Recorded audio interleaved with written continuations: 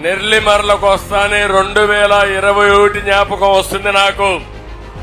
జ్ఞాపకం ఉందా తమ్ముళ్ళు? మీ అందరికీ అడుగుతున్నా.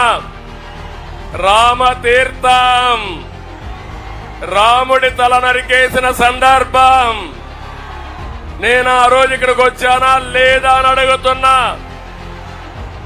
దేశంలో అయోధ్యలో రామాలయం కడితే ఇక్కడికి వచ్చే కొందికి సైకో జగన్ రామతీర్థంలో రాముడి తలదీసే పరిస్థితికి వచ్చాడు.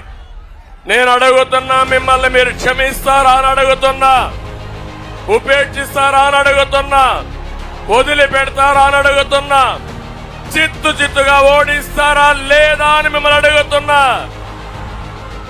అంతేకాదు 160 దేవాలయాలపై దాడులు చేసే పరిస్థితి